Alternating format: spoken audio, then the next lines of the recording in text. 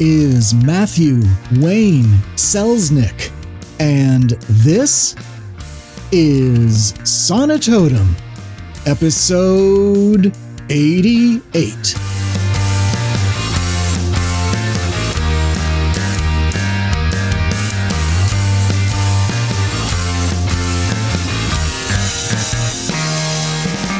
Hello, my friends. On this and every episode of Sonitotum, we talk about making stuff, mostly writing, finding success as we each define it for ourselves, and, of course, staying healthy and sane in the process. Who am I to be talking to you about such things? Well, I have been an independent publisher and author and creator for the better part of a quarter century or more, depending on how you count. And in my day job, I help other creators bring their creative endeavors to fruition, to market, and to an audience. As I like to say sometimes, it's not my first rodeo, but boy, the bulls and the horses, and sometimes even especially the clowns, they keep changing. So I try to approach this show from the perspective of an experienced beginner. And hopefully you can learn from what I learn. And hopefully you can learn from the guests I have on the show. Today's guest on Sonitotum is the historical fantasy romance author, Celia Lake. As it says on her site, Celia Lake spends her days as a librarian in the Boston, Massachusetts metro area, and her nights and weekends at home, happily writing, reading, and researching. Born and raised in Massachusetts to British parents, she naturally embraced British spelling, classic mysteries, and the Oxford comma, good for her, before she learned there were any other options. There are no other options. You can find everything about Celia Lake at CeliaLake.com. That is, of course, CeliaLake.com. And of course, I'll have all the links in the show notes for this episode, Sonitotum episode 88, over there at mattselznick.com/sonitotum-088. This is a great conversation, chock full. Celia's a little bit of a fast talker, so she gets a lot of stuff in.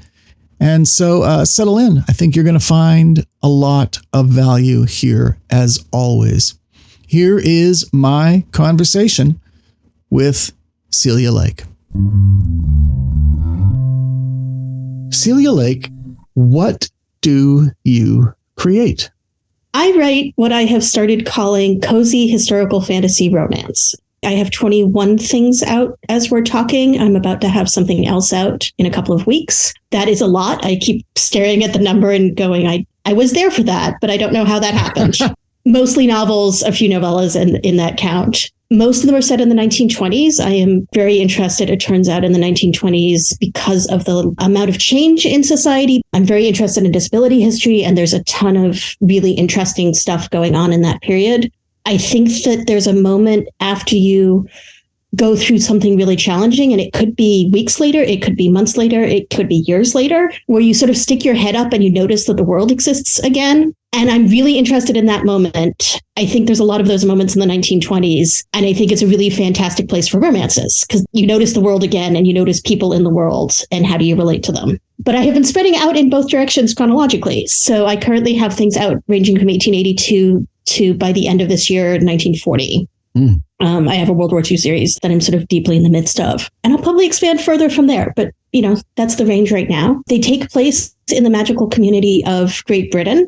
There is a bunch of background world building involved in that. The non-magical community and the magical community do interact in various ways, but the magical community has a bunch of its own customs, has its own educational system, has its own stuff they care about. And I love playing with that sort of identity set of questions. And what does that look like? And what does a working community look like? I think that's the summary. Fantastic. So 21 books, novels, novelettes, novellas, and so on. Over how long? My first book came out in December of 2018. I started seriously trying to do this writing thing in the beginning of 2017. So there's like a year and a half of me figuring out, can I do this and turn out things on a schedule that works for me before I started publishing. And I'm going to want to talk about that schedule and that discipline. First, though, the question I always like to ask once we learn what it is you make, what it is you write, is why do you create? Why do you write? I fundamentally, and I'm sure we will get into this in more detail, I have a bunch of chronic health stuff. A bunch of my friends have chronic health and disability stuff. And I really wanted to write stories where people like me and my friends got to do exciting stuff that mattered and got to have great lives and got to have romances. And many people in my life do have those things, but they're so underrepresented in fiction in terms of those things being a thing that everybody gets a chance at or should get a chance at. And then I simultaneously also really wanted to explore that particular historical period and what you can do with that. I'm a longtime fan of, Golden Age of Mystery, Dorothy L. Sayers, Agatha Christie. Like, there's a lot of really chewy stuff going on there when it comes to how do we relate to people. Mm-hmm. And so that combination sort of got me really excited. Why fiction in particular, though? I mean, that could have been channeled into nonfiction, into essays, into advocacy work. What was it about actually writing fiction? So there's two things, one of which is my day job is as a research librarian dealing with special education and disabilities. And so I do plenty of that advocacy and allyship and making information available in the day job. And it's great. I love my day job. But it was not the thing I was going to continue to do on my own time. Like, I would like multiple things in my life, Oh, of course. Sure.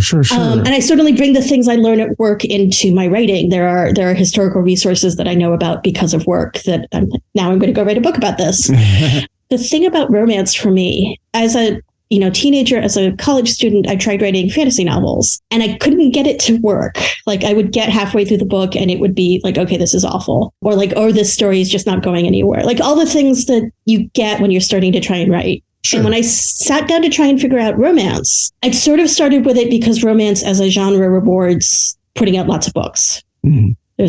It goes well with that. But there's something about writing romance for me that is, you're really refined about a particular period in the characters' lives. It's usually not a super long period. Most of my books are taking place over a couple of months. Right. There's a couple that are a week. There's a couple that are closer to a year, but on average, it's like 3 months. And you get this snapshot of what they care about right then. Which I find really interesting because those snapshots are all over the place, mm-hmm. In terms of, larger content in the world. And then you know exactly where you're going with the end of the book. Like, the end of the book is these two people get together and are happy. Right. Yeah. And it turns out that that's much easier for me to write towards than any other plot arc I have tried writing. I just know where we're going at the end of the book. They are together. The end, Yeah. So that's sort of why the fiction like that. I could see arcs in stories. I could see contained stories that I thought I could tell well, and I seem to be doing okay with. So. And you mentioned starting to write as a teenager and in college. What inspired you to begin creating stories, even in those early stages? It is sort of the fundamental question: why do you create? What got you going when you began? My father was a specialist in ancient Greek theater, so I grew up on that mythology, on those stories, and we would go out for a dog walk, and he would tell me stories, and we would start with the Titans and Rhea and Kronos, and we would work our way through the Olympians, and we would work our way through the Iliad and the Odyssey. We would pause for Lovecraft and Dracula, and then we would cycle back, and they would take us like 6 months of dog walks on average. So I got these stories, over and over again in my childhood with him telling them off the cuff. Like, he was a brilliant teacher and a brilliant speaker, and I am nowhere near as good as he was. But I sort of grew up on stories are a thing that we do. Right. Yeah, that's fantastic. That's wonderful. Yeah. And getting the Iliad and the Odyssey in the original sort of spirit that they're meant to be communicated as oral storytelling. Yeah, that's perfect. I mean, I love my Robert Fagel's translation, but I would love to just go on a long walk and have somebody just tell me the whole thing. Yeah, and to get it sort of piece by piece, I think it taught me a lot about the pacing of a story and like, what parts do you highlight this time? One of the things I really took away from my father is, like, whenever I'm teaching, whenever I'm doing, I do historical tours for the campus where I work sometimes. And I'm always in that moment of like, what needs to come out right now in this conversation? Yeah. That is something that I got from my father very much. That's great. So lessons of story structure were just ingrained in you from the beginning. And it kind of makes sense that you would gravitate toward a genre where story structure is very specific. So circling back a bit to the world building, you mentioned that there's some overlap between your magical society and your non-magical society. And this always strikes me when I encounter story worlds that have that demarcation, because I think in like a regular society, that just wouldn't probably happen unless it was some sort of prejudicial or sort of deliberately intentional, we shall be forever separate kind of thing. Yeah. And oftentimes the too easy example comes to mind of Harry Potter, where everything is sort of interwoven, but there's definitely a class a class hierarchy, and the magic people are a bit elitist when it comes to the non-magic people. How did you go about, especially since it seems like you're very interested in the way societies are put together and the way people work and things like that, from what I've gathered so far? How does it work? How much thought did you put into, the why of, okay, why is the overlap so slight? Was there a whole lot of background world building that led you to create this society? You tell me. So there are multiple points that went into this. So from 2007 to 2015, I was in a 7-year-long Harry Potter alternate universe fanfic project. The conceit of it was that everybody had magical journals, and what you were seeing of the events was what they were writing down in those journals to each other. So private messages, public messages, whole bunch of stuff. I learned a whole lot from that process. I also have all the thoughts ever about the Potterverse world building and the gaps in it.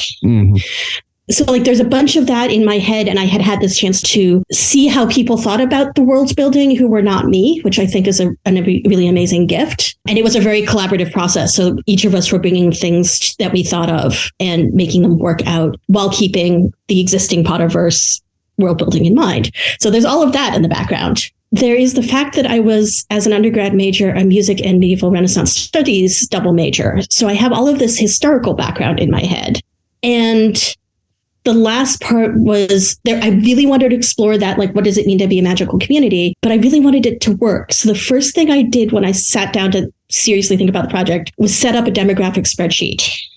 Nice. So I figured out like how many people are in this community and what is the percentage roughly of like what are they doing for employment. Many of them in the 1920s are still farmers or doing fishing or doing agricultural work in some sense. Like how many of them are magically super powerful? How many of them are magically like not particularly powerful, but they've got some? Because I believe very strongly that there should be a continuum of that, and that magical power is also not just pure power, but how well do you know how to use what you have? And there's a whole layer of things that go into that. The talent skill mix. Yeah. And so I came up with a number, and I came up with a number by looking at the size of the Jewish community in the UK in that period, which is about 250,000 people. Like, it's not huge. Yeah. I want to say it's something like 1%, but I might be off by that to all sorts of degrees. But I wanted something that could clearly sustain its own grocery system, its own, specialists in the community, its own educational system to some degree. Like that seemed like a number where I could go like, yes, that's a self-sustaining community doing its own thing. And from there, I sort of worked my way backwards to, okay, how did they get there? The answer is something that I have not yet fully laid out in canon and text in terms of what exactly happened. I now have a pretty good idea of what happened and how it happened. And I will probably write a series in the 1480s at some point. I'm slowly sneaking up on the idea and the background reading. I can relate to that. Yeah. Because there's a lot of, like, I know how much background reading I need to do it the way I want to do it. And there's a lot of reading there. But the deal is that anybody who has magic has to swear on a geas that will do nasty things if you try to break it, that they will not reveal magic to people who don't have it. So that is my why the two pieces are separate. You can go hang out with people who aren't magical all you like. You can do magic that they won't notice is magic. You just can't do obvious stuff that is magic or tell them about it. The question that springs to mind, well, among many, is normal people, quote, normal people, recognize that magic exists, correct? They recognize that magic existed. Existed. Okay. I'm hand waving a bunch of this here, but I am assuming that you have powerful magical beings. They can do a bunch of stuff to fuzz the memory in the ways that you need to fuzz it at that point. This is part of what I haven't written yet. So I'm even just thinking of your canon present, your 1920s, 30s. So is your magical command, we're going so deep in the weeds on this, but this is fun for me. So hopefully it'll be fun for somebody else. So your magical community with their own infrastructures and social structures and whatnot, very much like the Jewish community, like you mentioned, are there neighborhoods? Is there, I don't want to use the term ghetto, but are there neighborhoods that are specifically for that community, or are they completely integrated? Okay. So, but I guess that's what I'm asking. What sets them apart without the rest of the world knowing that the reason they're set apart is because they're magical? So there are places that are purely magical. There are a number of villages that are purely magical that if you aren't magical, you just don't know they're there, basically. Mm-hmm. And you just wander around the corner of that space, which is actually surprisingly easy. Like if you look at like people wandering around the English countryside, this is in fact surprisingly easy to do. So it's not like there's a neighborhood in London, but rather there might be people in London who are magical, but nobody realizes it because they come from this other place. Yeah, and there are neighborhoods, there are streets in London that are purely magical, but they are sort of the same way. Like you wouldn't ever turn down that street if you weren't magical. Got it. Okay. Like you might know that there's a street there, but you have no reason to go down that street. So I like this because you've sort of solved the wizard problem, or the Marvel mutant problem, which is if there are enough of these people around, the balance of power. Yeah.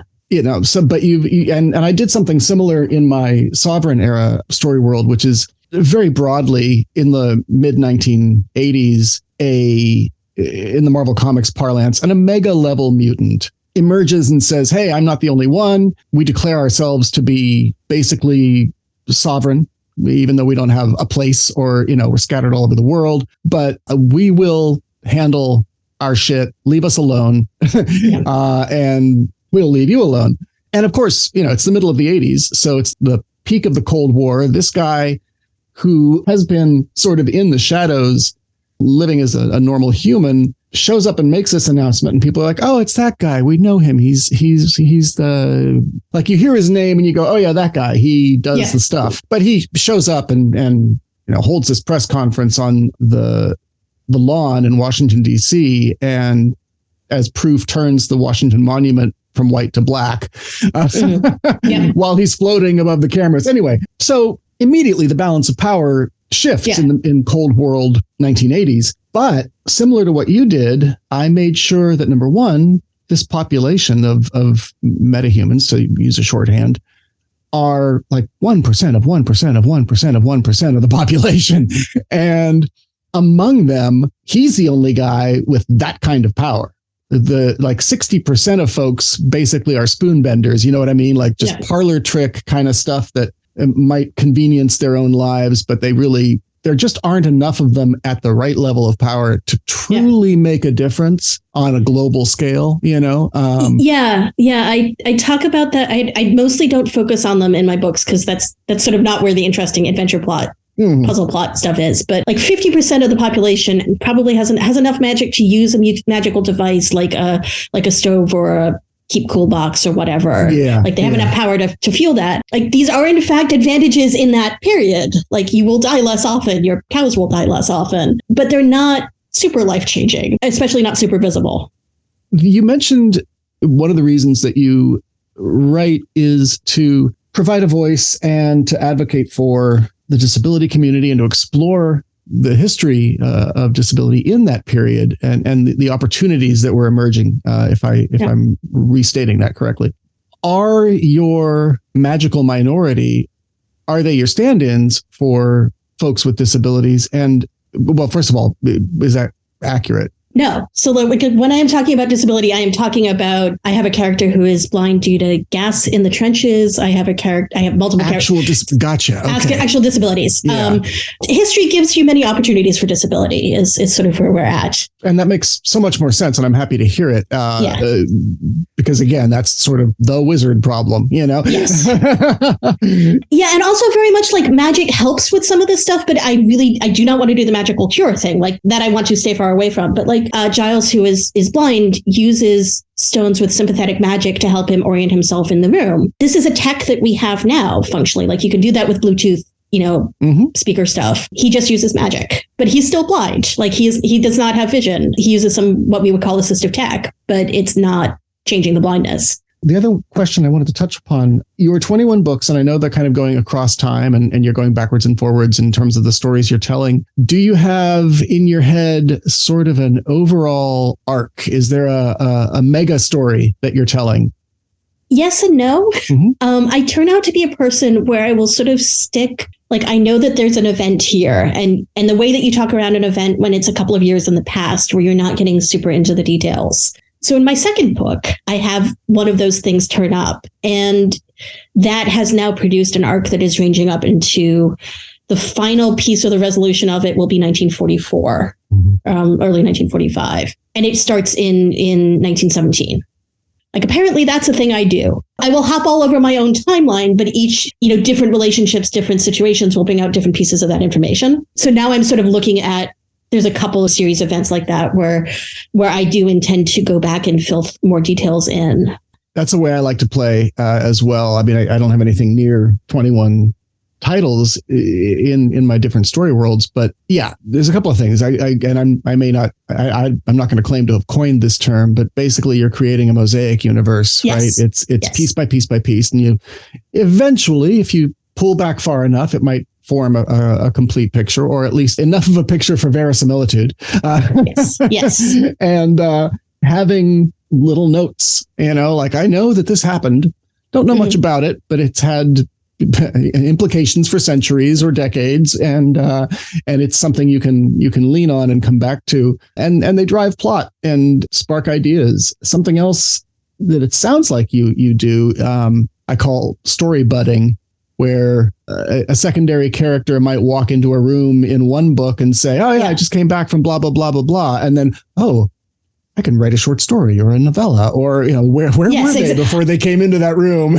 I do so much of that, and my readers have actually commented like, I would write fanfic about this stuff, but I know that you're going to pick up that character again sometime. You get to do your own fanfic. It's so fun. Yeah, I do my own fanfic. I am fanfic friendly. Like I am, like most authors, I'm like legally just don't tell me it exists. Like, but I'm totally fanfic friendly, and if people want to ask me like, is this a canon thing? Can you tell me what the canon detail is here? I'm super happy to do that because I have tons of notes, or like I don't know what that's doing yet, but I know that's going to be a thing. So you might just so the contents might shift in transit. Right.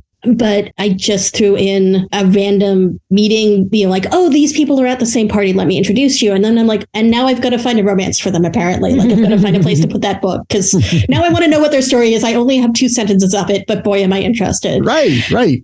So something, because I think very much in those terms as well, when I'm crafting stories and story worlds, something that I have, well, let's call it not back burner, maybe middle burner, probably back burner, is the idea of a personal creative franchise, like the Thieves World anthology or the Wild Cards or things like that, where you open the playground and either give people some of those story buds to harvest, to cultivate, or allow people to bring their own stuff in, but it's all, you're sort of coordinating it and making it part of the larger, having other folks help fill in those tiles on the mosaic, basically. Yeah. Because there's only so many years that we get to do this, and for myself, I'm 56, or I'm going to be 56 this year. And I think about sort of my average rate of production, the number of stories I know I want to tell, and the number of years. And I did the math one day. I'm like, I need to live to be 115, and I need to have my full capacities the entire time. You know, and the chances of that are maybe not super high. Not so great. I might have 20 years, maybe 30 if I'm really lucky, or I could be hit by a bus tomorrow. So is that something that you think about? I mean, not just as a creator, but also in terms of the business side of this, creating that sort of shared universe, personal franchise kind of thing. I haven't thought about it in that context, but I do think about that like legacy and, what happens if I have to stop for some reason. Yeah. I do a lot of collaboration. One of my best friends, Kia Nickel, is also an author themselves, but mostly short stories at this point. And we do tons of back and forth on the world building. They see a chapter as soon as I finish it. We do tons of like, help me debug this thing I'm trying to figure out. I will get tons of comments of, so I woke up at 3:00 this morning and I was thinking about this bit, in my email in the morning occasionally. Mm-hmm. So there is somebody else who is very much in my brain. And if something, we do share a brain usually. Yeah. So if something happened to me, there would be, not necessarily a way to continue it, but somebody who has most of that information and who knows where it lives on my computer, who could at least pick up the pieces and do something else with it, or open it up to other people playing in it. I have a public wiki that I have been setting up that allows you to track this book takes place, this storyline takes place over, 6 books and 30 years. Here, let me trace that for you. So I have some public stuff. I have a much more extensive private set of files that has a bunch of stuff that is spoilers or, not yet in print or things I'm still thinking about. So like that is there. I haven't thought about expanding it, to something like the Theos World, shared world stuff. I feel like I'm not quite at a stage where I'm ready to do that because I'm still laying out pieces of the world building on a large enough level. Yeah. That like I need to finish making some decisions about some stuff before other people could sort of lay their hands on it to that degree. Right. But the fanfic space, like I am totally up for the fanfic space. I'm totally up for fan art. I'm totally up for, other kinds of responses to it. And that what I've seen of that so far has been lovely. That's really great. Yeah. All right. Well, let's shift gears a little bit. All of these things sort of overlap, but tell me, in as much as you've thought about it and to as much of a depth as you'd like to go into it, how you define success for yourself as a writer, as an author, and where do you think you are in relation to that so far? So it turns out that success for me as an author is people rereading my books as comfort reading, which I know because I know they do it. Mm-hmm. And I know how happy it makes me that I write a book that not only stands up as a fun story in the moment, as an enjoyable moment in their reading, but that they come back to it because they want that feeling again. And that it helps them get through, whatever. I've had enough emails from people now that it's like, this got me through a really tough week. Thank you. I'm like, that is the thing I was writing for. I didn't know how to articulate it before this. Now I do. I love my day job. I am not inclined to give up my day job. I don't want to be a full-time writer. And also, I think the world would be terrified if I put out too much more content. Like, I don't think I could expand the amount of content. I would think I would just be sitting there, like, not doing anything for 6 hours a day. That would probably not be great for me. I have done a lot of things with Becca Syme and the Better Faster Academy. She uses Clifton Strengths in a writing context. And I've been doing a bunch of stuff with her and various other coaches there in the last couple of years. And one of the things that has really articulated for me is the way my particular brain works, which is what that strength stuff is trying to get at. I really do want to have multiple complicated threads in my life. And I really do want that bounce between my day job, which I love, but which asks specific things of me, and the writing. Like, I might like to go to a 4-day-a-week day job.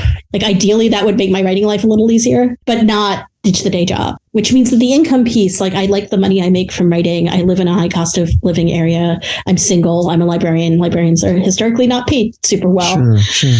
So, like, the extra income is very nice. And there's some stuff I can do for myself that now that's sort of steadied, but I don't need it to pay all my bills. That is less of a factor of, like, am I being successful in my own mind? The thing I'm trying this year, marketing as an indie publisher is, always complicated. Like nobody, I don't know anybody who actually feels confident that they're doing that part well. Well, whatever we did a week ago doesn't work anymore. Yeah. Perpetually.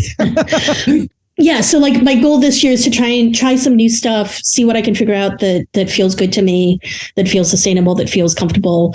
But to figure out, can I find more readers who would like me if they knew I existed? Mm-hmm. Like most of my pickup has been somebody telling somebody else about my books, which is great. You can't buy that. That is the reaction I want to have. But I would like to have more of that if I can get it out in the world. But it's the rereading that gets me every time. Like somebody telling me that makes my week. That's lovely. And the fact that you are, and I mean this in the most positive way possible, content with the day job. You love your day job and it fulfills a certain role and is fulfilling. That gives you a certain freedom, which does kind of, I did want to dovetail or circle back to the 21 titles in such a relatively short period of time. Talk a little bit, and I feel like this is part of the marketing and work stuff, habits and practices. I think it's all part of the Find Success and that sort of thing. Mm-hmm. Tell me about your writing practice. I am guessing there are some systems that you have put in place for yourself. So when I started trying to figure this out, I looked at, like I said, romance rewards regular output and higher amounts of output than, say, science fiction and fantasy. Just the genre reader is looking for stuff more often in romance. And so I sat down and went, could I do a book every 3 months? And I picked 3 months because I'm a witch and pagan. And so bunch of my internal cycle processing runs on an every 3 month scale. Sure. Right. Mm-hmm. And so basically what I have figured out, and I tried this out for a year before I committed to putting anything out, I always have 4 things in process. Let me start with that. Okay. Which is weird. Like, I understand this is super weird. It's not as weird as you might think. I hear similar things from folks. Yeah. The way I do it, like, I have not found anybody who quite does it the way I do it. But like, I'm fine being weird. Like, I'll be upfront about that. But if just saying to everybody else listening to this, if this is not how you do things, don't worry about that. Because I recognize that what I do is weird and it doesn't work for most people. So I always have a book that I'm thinking about. I always have a book that I'm currently writing. I have a book that is sitting and letting the back of my brain chew on it. And then I have a book that I'm editing. So I start a new thing in February, May, August, and November. So the rest of my weekend is finishing some editing and doing an outline for the next thing, because I'm a little behind on the outline part. I had to finish some background reading before I could do the outline. So I have this internal structure that works really well for me. And in particular, it gives me time, like, I know when the next thing is coming out that I have to think about, so that when I start writing it, not only do I have an outline that's sort of a very concrete piece of it, but I also have 3 months of just sort of thinking about how that thing's going to go. And these days I have a pretty decent idea what I'm writing out through the end of 2024. Mm-hmm. So like, I know what the next like half dozen things on the coming down the pike are as well. And I mostly don't have files for them. I will occasionally, I keep a file in my private wiki that's future books, and I will just like throw sentences in there when I think of things. Yeah. But it's not super, like, I don't start a file in Scrivener. I don't do anything super fancy. Just, it's a bunch of sentences of like, and the scene might be nice, or like, these people, we want to do these people. So that's part of it. And then the other part is that I turn out to be really good at getting myself to sit down and write. And I write last thing at night, partly because I'm really not a morning person, and the day job means I have to be doing other stuff in the morning. I am not one of those people who can get up at 4 o'clock in the morning and write before work. That would be hell. No, yeah. I'm also really bad at like writing when I have to stop. So like the idea of having to stop at 7:30 so that I can get ready to swap over to work things would mean I would not do writing most of the time, because I'd be like, but I only have 20 minutes left. I can't write another sentence apparently. Yeah, right. No, I can relate to that. Where if I do it on the other end of the day, like, I should go to bed, but if I go to bed half an hour later one night because I'm in the middle of something and I haven't finished the chapter yet, like, I can do that. Like, I'm an adult, I can make that decision. Or I can decide that, no, we're done with words tonight. I'm going to go to bed. So I go through my workday. These days I'm hybrid, so I'm in the office 2 or 3 days a week and I'm home the others. My word count like doubled when I stopped commuting early in the pandemic. And I've mostly held on to those gains. But that feels really like I now feel like I've got to ease around the word count, where before that it was a little tighter on like, I have to make word count to make everything happen. But I finish work, I have dinner. The other thing in my life besides the witchy stuff and the writing and the work is I'm in 3 role-playing games with friends, mostly every Monday evening and some Tuesdays. So that's like eat fast, write first, game after. But the other nights, it's like I will do writing admin stuff. I will do, other project stuff that I'm sort of poking around in for an hour or two. And then around 9, I sit up, put on the playlist for the writing. I stare at the screen a little bit. I fiddle with things, and I will produce. These days, I'm comfortably over 2,000 words a day on average. There are days in which it's less than that. Mm-hmm. I occasionally have days that are substantially more than that, but usually I'm right around 2,000, 3,000. Which is a chapter for me. So that getting to that point has been really nice, because now I'm just like, I will do a chapter tonight. That is what we're doing. Editing has been the challenge because I can't edit on a work day and do anything like substantial. I can do, let me check for typos. Let me run it through Pro Writing 8, which is what I use to check typos and consistency stuff. Every so often, my brain will, medieval is actually a very common one for me because I was medieval studies major and I've written it a whole lot in the American spelling. Right. And unless I'm super careful, I will do that and not flip it. Computers are really good at catching that thing, it turns out. So I use the computer for that. But any sort of substantial editing that I have to think about and move pieces around in my head, like that has to be a day in which I'm not doing a whole lot else with my brain and I'm not working. So that's half my Saturdays, and I keep every Sunday free. I have to really, really like you, and it's got to be a really exceptional circumstance for me to see somebody on a Sunday and schedule anything. Because that way I get a chunk of like 5 hours in the afternoon where I've had food. I don't need to eat food yet. I can just sit down and lose myself in the thing that I'm doing for, 4 or 5 hours. And that's my editing time usually. And that's so valuable. Do you live alone? I do. I live with Kat, who's asleep on the other end of the couch, but she's usually not super demanding. I could not do this if I had kids. Yeah, it can be a challenge, even in the most well-meaning arrangements, to capture that necessary solitude, unbroken solitude, and thinking space. So yeah, so it sounds like you've built a life that supports and sustains your writing. Yes. Briefly, just because of my own professional curiosity, you mentioned outlining. How deep do you go on your outlines? Not super deep. I turn out to be a person where if I get too detailed, I don't want to write the book because like all the interesting parts have come out already. Like that was one of the things that got me when I was still trying to write fantasy, was like, I must plot a thing. No, I don't want to write it now because I plotted it. Like, where's the fun? But I am not entirely a pantser in that terminology. Because I'm writing romance and I'm almost always writing dual point of view, I need to know like whose head I'm in as the plot unfolds so that I can figure out like who has which bit of the plot and where can that come out. So I have to do that much outlining because otherwise things fall to pieces. And I basically alternate, although I usually start with 2 chapters from each just to sort of establish the voices a little better. And then it's somewhere in the book, there will usually be some place where I double up for each of them again and flip because of what's going on or where they are, or where the plot is. I also will outline, so I will get 10 or 12 chapters into the book, about a quarter of the way through, and my brain will go, okay, now we need to stop. Now we know these people. Now we have to like think about it a little bit and catch up, and I'll go write something else for 2 weeks. I always have extras handy. I might just put together a slew of blog posts. I save those for days I can't really think about fiction mostly, but like there's a bunch of stuff that I can write and that I will enjoy writing and that will be words that are not the novel in the moment. And so I will take that pause, and then I will usually come back, rejigger the outline a little bit now that I've got more of an idea of what we're doing. And then somewhere around chapter 25 to 30, I will like go, okay, now we need to rearrange the outline a little bit again. I do it in Scrivener. Every chapter has has its own little subfile. And usually what's on the index card notes for that is like 2 sentences.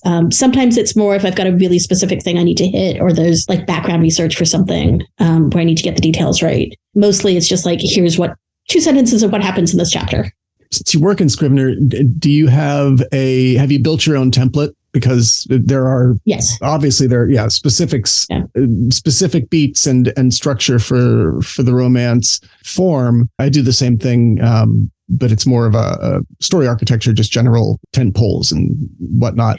I don't do a ton of the romance beats. Like I do not have the like third act bleak moment. I do not like rating them. I sometimes enjoy reading them, but I do not like that arc in a plot when I'm writing it. So my plots, like they are definitely romances. They have a romance thing, but it's usually the challenging point is usually something external in the plot, not these people are not talking to each other for some reason, or they are in despair for some reason.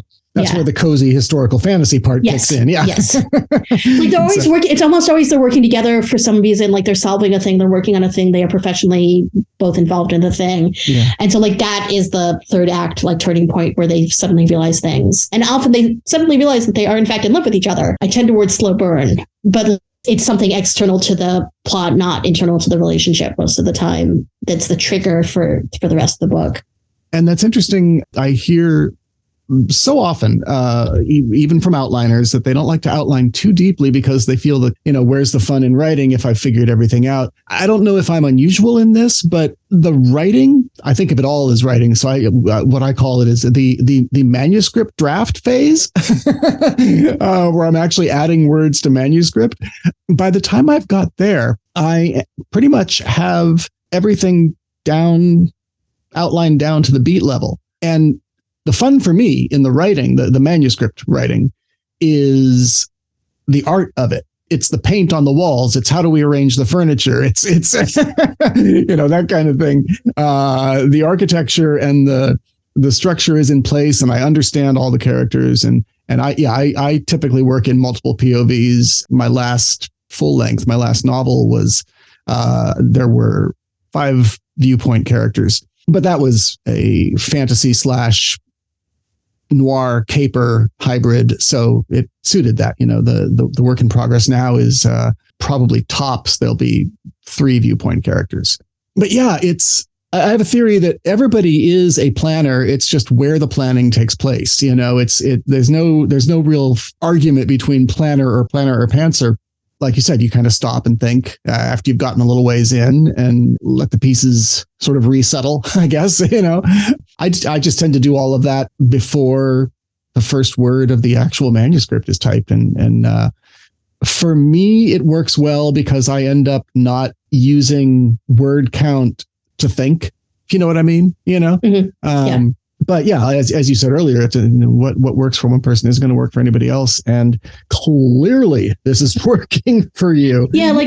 I hit on a thing really early on in trying stuff that just worked, and we're just going to keep doing the thing that works. And that's really the key, is figure out, and I'm not sure how much deliberate thought you put into it, but I give you all the points for building the creative writing life that you need, that works for you. Because that's, I think, slightly speaking for myself, but I think we can generalize and say that's one of the biggest challenges, is just taking in all of the advice and all the different ideas and trying to slip in and out of comparison and, picking and choosing and distilling it down to what works for you is fantastic. Which leads to the third pillar that we like to talk about, which is staying healthy and sane in the process of building that creative life. You did talk a little bit about habits and ritual and systems and things that make all that work. Talk a little bit about the staying healthy and sane part. What do you do to maintain that balance, to maintain those systems and habits, however you want to define that? So I'm going to start by saying part of the context of my own life is that I think we're up to 8 that currently actually bug me, chronic health things. And a couple that I just sort of ignore because they don't particularly affect me. They're just there. I had a major health crash in 2009, 2010 after H1N1 and a bunch of autoimmune stuff also happening. And I had huge issues with both brain fog and with stamina for a long time. At its worst, I couldn't read for 5 minutes because I just could not get my brain to work. It would have been terrifying if I'd had more energy to be terrified at that point. Right. I was out of work for a year after that sort of hit. And I started writing nonfiction at that point in the sort of the pagan witchy space, because that was content I knew super well. It was in my head. Yeah. Like I didn't have to think about the content, but I literally rebuilt my brain's ability to put sentences together by writing a bunch of articles that are up on that website, which I do not connect to my writing life. Because I want people of all backgrounds to read me. So I sort of rebuilt my brain. It very much felt like that at the time. And then I did a bunch of, stuff with medical providers and a bunch of recovering, sort of. And about 2017, I'd got into the point where I was able to walk a reasonable distance again and not be exhausted afterwards. I'd moved twice in that time. I'd done substantial, multi-hundreds of miles moves twice in that time. I'd had 2 different jobs. So I sort of came into the writing very aware of the limits of my stamina and also refusing to let those be quite as limiting as they wanted to be. why not do the stuff that you're going to enjoy if it's going to hurt anyway? Like there are limits to this. Like there are like, you can only go out so often, but well, of course, but it's managing the pain instead of trying to defeat the pain. Yeah. So like that has been a lot of my philosophy of like, how do I do more of the stuff that I really want to do? And when I was sort of kicking around and thinking about writing, and I was thinking about other forms of possible income, like writing was the one of like, I'm pretty sure I can do that sustainably, which is a weird thing to say about writing, but there we are. So it was sort of then like, how much of this can I do? Where is there time in my life? I have some stuff in my life I have to do every day. I spend somewhere between half an hour and an hour most days, like doing stuff specifically because of health stuff that I need to do. I have to go for a walk every day, which I sort of resent quite a lot some days, but the entire system works better when I do it. So we go for a walk every day. We are in pandemic still. I am still super careful. I'm still not seeing people in person basically at all. My work has been great about it, but I am high risk for complications. And in particular, I'm terrified of the brain fog piece of that. Oh, yes. Because so much of my life is like my day job is my brain. My hobby is my brain. Like I just need the brain to keep going and braining. Yes. And so I'm super careful of anything that might interfere with that. And I'm willing to give up quite a lot else in my life to make that continue to be the case. Because I've been in the brain fog place. It was not fun. I did not like myself. Yeah. It was not a good time. So like there's a bunch of that stuff. And then there's like, I live by myself. So on one hand, the cat does not make a whole lot of mess outside of, the litter box, but she's also not a lot of help with chores. Right. And I've just started a cleaning service because like how much of my life can I get back if I am not the one who has to do the cleaning, especially the cleaning I find super hard for physical reasons. And I like that. And I've not only gotten back several hours of cleaning time, but a lot of hours of feeling guilty because I'm not cleaning. So I feel like the money trade-off is actually in my favor there. Absolutely. Yeah. It's like that kind of thing. I think about that a lot. My friend and I talk a lot about opportunity food. So the stuff that you can eat when your body is just like, nothing is food today. So I keep a stash of that on hand. I cook twice a week, sort of batch cooking, so that I have things I can eat quickly on the nights that my time is tighter. Like that kind of thing I think about a lot. I simplified my clothing choices down a lot when I first got sick. So like that is a lot of how I do my sustainability, and recognizing the stuff like the walking that I sort of resent, but also it helps. So we're going to do it. And getting enough sleep has always been one. So the thing that comes to mind, systems, regiments, very important for you on a necessity basis. I mean, it's keeping you healthy. It's keeping you active. And as you say, sustainable is, I think, the perfect phrase for that, or perfect word for that. Before your health crises, were you also similarly systematic, or was that something that you came to because you had to? And then how do you feel about that? Have you grown into it and appreciate it, or is it still something that, because I know it could go either way. You could be like, I wish I could just do whatever, both creatively and in terms of just the everyday life and the health maintenance stuff. Have you always been sort of a structured person, or did you grow into that? I think I've always had the tendency to structure. I was a serious horseback rider when I was a teenager, and also, lots of academics. And so that takes lots of planning and scheduling, sure. And just like the arrangements.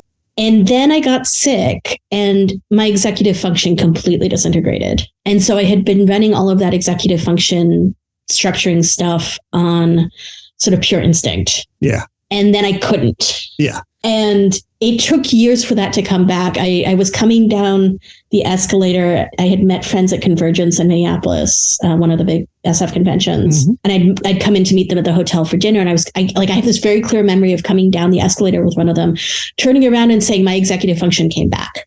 Wow. And this was like a friend who would, be talked to me all along. So like, he's like, oh, like, that's great. I'm like, yeah, but like everything, like we were doing we need to go get the car to do this. And you need to be back for a panel at, 8. So we should go here for dinner. Like all of that sequencing just snapped into place again after not being there for, I think, 4 years at that point. You must have fallen down.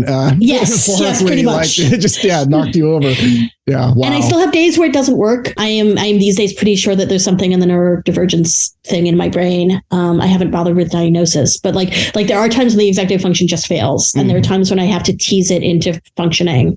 But that's part of where the systems are. Like I reduce the number of choices that I'm making. Like I just know that at 9, I'm going to stop doing the other stuff and start writing. Like this is what we do, so that I reduce the decision tree. Yeah, matrix it's fortunate problems. that you have that had that sort of ingrained and built in ahead of time. You had the training to deal with the rest of your life. You just maybe not the way you wanted to utilize it necessarily, but no, I think you have absolutely. I mean, I say it again. You've created a life for yourself that sounds like it's working personally and artistically and professionally, and that's not something.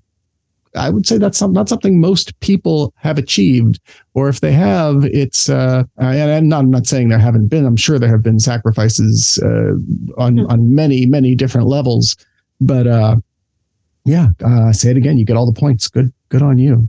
I was just going to say, like, the one piece that people have actually asked me about is, like, I am single, and there is a part, like, I write romance, like I write the relationships into the world I would sort of like to have. And I'm also very aware that, like, where would I put one in my life is a good question. And I'm sort of like, if I meet somebody with whom that seems plausible, like, we will figure that out then. Like, I could see some places I could move things around and make adjustments, and it would be okay. And the writing would still work pretty well, on the assumption that somebody that I wanted that relationship with would be willing to negotiate on those points. And there's the rub.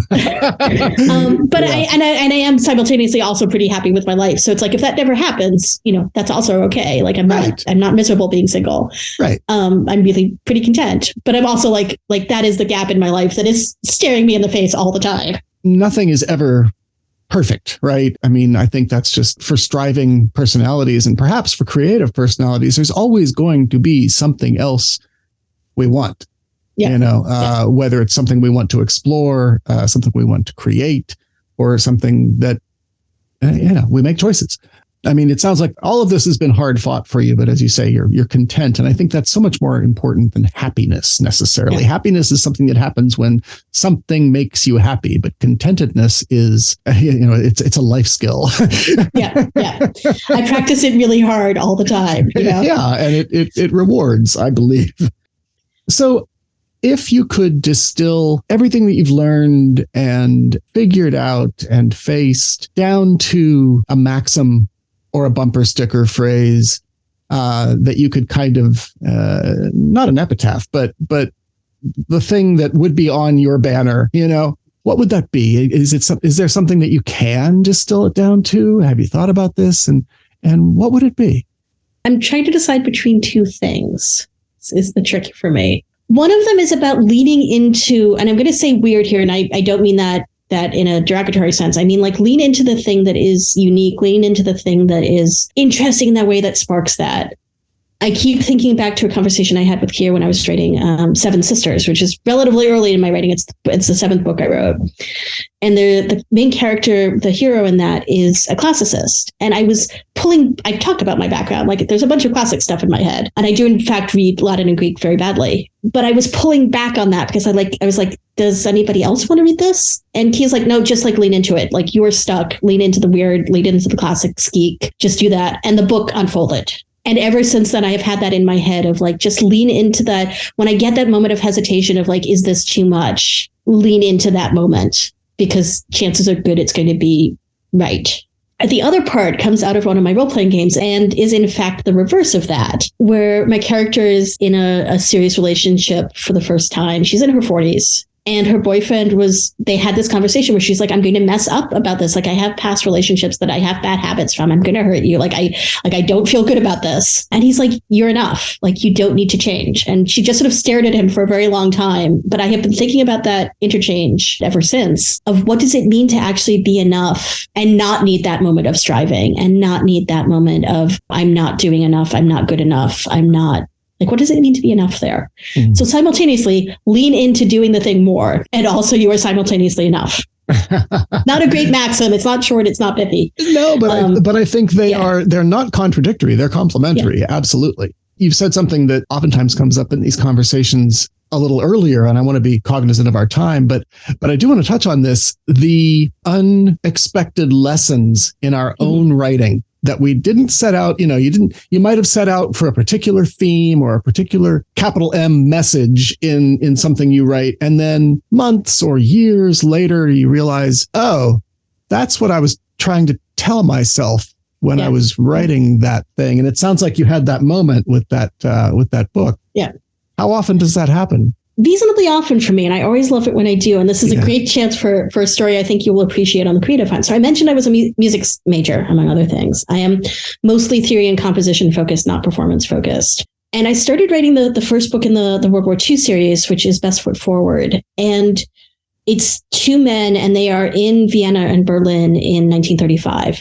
They're on what is eventually getting somebody out of Germany mission. And they are enemies to its complicated relationship. And they're still fairly early in this, not sure what to do with each other. So like, what do they do when they're hanging around Vienna and like need to be out and visible and social, but not like they don't want to be, sitting and having a deep conversation with each other either. You're in Vienna in 1935, you go to concerts, right?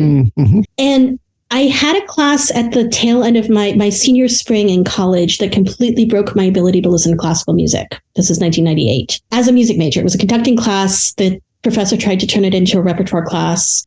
We had to memorize a whole bunch of symphonies well enough we could identify them from 15 seconds of music anywhere in the piece. Wow. We had 3 Beethoven symphonies on each of 3 exams. Oof. And then it broke my brain in horrible ways. And I kept Mozart, I kept bits of Bach, I kept sort of classical period music, pre-Baroque period music, early music, but everything else was really touchy for 20 years. And then these 2 characters start going to concerts. I'm like, really? You had to do that? Okay. And they keep going to concerts where I could find out what they listened to, because the Vienna Philharmonic has their concert programs back to the founding of the orchestra online. So I could say like it's April of 1935, what's playing. Yeah, which is great. I love that when that's available. And so a few chapters later, I'm like, okay, now we just have a playlist. And so there is a playlist for that book of all of the music, and it's several hours of music. I think it's close to 8 now. And it fixed my ability to listen to music, to listen to classical music. And that is the playlist I had on while I was writing that book. I would just flip back to the relevant pieces. Like that book fixed a thing that had been broken in me for 20 years. I love the book, but I will love the book forever, especially for that. Yeah, it's a gift. Yeah. Yeah. Well, this has also, just in general, been really great. I think that we've really touched on a lot of things. Some common threads are emerging as I speak to folks, which I expected, but also you've provided yet another unique perspective. And just like with writing as specifically as we can tends to have universal appeal. I think, while of course, we've said, hey, this isn't going to work for everybody. These things are pick and choose and figure it out and add it, grist for the mill. I think that hearing your experiences is going to resonate with a lot of people one way or the other. And I really appreciate you taking the time. Thank you so much for being on Sonitotum. It has been such a pleasure. Hey there. If you've enjoyed this or any other episode of Sonitotum, here are 3 things you can do to help support the show. The first thing, if you haven't already, please subscribe for free to Sonitotum with Matthew Wayne Selznick wherever you get your podcasts. Whichever app or platform you use, find that subscribe button so you never miss an episode. Second thing, please just take a moment to rate and review Sonitotum, again, wherever you get your podcasts. Rating is quick and easy. 5 stars is very nice. Go ahead and give the show whatever you think the show deserves. If you have just a few minutes more, please let the world know why you enjoy the show, why other people should listen to it and subscribe, by writing a brief review in your own words. Subscribing, rating, and reviewing, that all costs you nothing but time, but they make a big difference for the show, because when people are looking for podcasts on the writing and creative life, Sonitotum is more likely to show up in search results if it has a high rating and some nice reviews. Finally, Sonitotum with Matthew Wayne Selznick is made available for free and has no advertising. But it does cost time, resources, and money to produce every single week. If you'd like to go the extra mile and you have the will and the means, I hope you'll consider becoming a patron to offset the cost associated with the show and my other creative endeavors. Not only will you be a member of the Multiversalists community of writers, readers, and creators, you'll receive special access, perks, and exclusive content, the least of which is the uncut, unproduced edition of every episode of Sonitotum. Also, get this, your first 7 days are free. After that free trial, it's just $5 per month. visit mattselznick.com/b-a-patron to find out more and to start your free trial. That's it. If you do one or two or all three of those things, you'll really be helping the show, and more people like you will discover the Sonitotum mission of helping writers and other creators make stuff, find success, and stay healthy and sane in the process. Thank you. Well, thank you, gang, for sticking around after the interview, the conversation with Celia Lake, and through the interstitial. I'm so glad you're still here. As always, I would love your feedback, your comments, your thoughts on this conversation with Celia Lake. You can leave a comment in the show notes there at mattselznick.com/sonitotum-088, or, just go to the homepage there at mattselznick.com, scroll down until you see episode 88. If it's, not too long after this show has first posted, and you'll find it there, right? There's always ways. Leave a comment there, or even easier, you can just email me at matt@mattselznick.com, or you can send me a little voice message, maybe something you record on your phone, and email that to matt@mattselznick.com. I have a little bit of an announcement, but before that, I want to thank my multiversalists, my patrons. You heard all about the multiversalists in the interstitial just a few moments ago. These are folks who are supporting this podcast and my other creative endeavors for at least $5 a month. And our current multiversalist patrons are Chuck Anderson, Amy Bowen, J.C. Hutchins, and Ted Leonhardt. And you can join those fine folks for just $5 a month, get the uncut, unedited edition of this podcast and a whole bunch of other stuff for just $5 a month or more. You can go to mattselznick.com/b-a-patron to find out more about all of that. Now, here's what's up, my friends. It's been a really busy month since I got back from the Nebula conference in the middle of May. It's been literally a month. Today is the 15th of June. I'm recording this, as I so often do, from the lush and lavish studios of MWS Media in Huntington Beach, California. As I mentioned, it's the 15th of June, 2023. In that month, other than messing around with some notes and doing some reacquainting time and whatnot, I haven't written a word of fiction. Not for lack of desire, but there's been a lot going on. I've got some transition happening with some of my clients, some projects coming to a natural close, some other things starting up. It's been busy. My personal life, my partner is getting ready for a medical procedure, nothing life-threatening or anything like that, but something very, very necessary and overdue. And so that, preparing for that has taken some time. And once it's happened, is going to take some time helping her out with her recovery and whatnot. And this podcast, friends, putting out weekly episodes. Yeah, every other week, I'm doing one of these interview episodes, and that can take anywhere from 10 to 12 or 13 hours to produce. The other episodes, my solo episodes, usually around 6 to 8 hours to do from start to finish, all said and done. And I'm spending a lot of time on this podcast and no time at all on writing. Podcast is taking up pretty much all of my free time.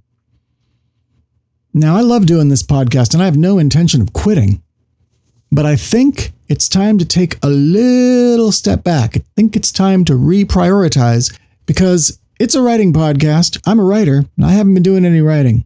And there's only so much time in the day. There's only so much time to be alive. So, effective this episode 88, I am going to a bi-weekly, every 2 weeks schedule on Sonitotum. And I'm just doing these interview episodes. going to put aside the solo episodes for a little while. If you're one of the Multiversalist patrons, I will provide you with regular updates on my creative writing life through our channels. And if you're not a patron, if you're not a Multiversalist, get on the mailing list. Go over there to mattselznick.com and join the community. Become part of the mailing list community for free. And I'll be putting updates there periodically. And of course, you can find me on the socials, mostly Twitter and Facebook, and those links are at mattselznick.com as well. I'm not going anywhere. Please, if you are subscribed to this podcast, stay subscribed. But we're going to focus primarily on interview episodes every 2 weeks instead of alternating between solo episodes and interview episodes every week. I need the space. I need the time to actually create. So I hope you understand. I hope you'll stick around. If you really want to, again, support the show and my creative endeavors and help ease the pressure in various ways, ease the burden, not burden. Again, I like doing this show. I don't want to say burden. But if you want to support all the effort that goes into creating Sonitotum, then again, I encourage you to become a Multiversalist. But there we are. I wanted to let you know. Thank you for listening all the way through to the end. And you're the best. My name is Matthew Wayne Selznick. I'll see you in 2 weeks, and take care.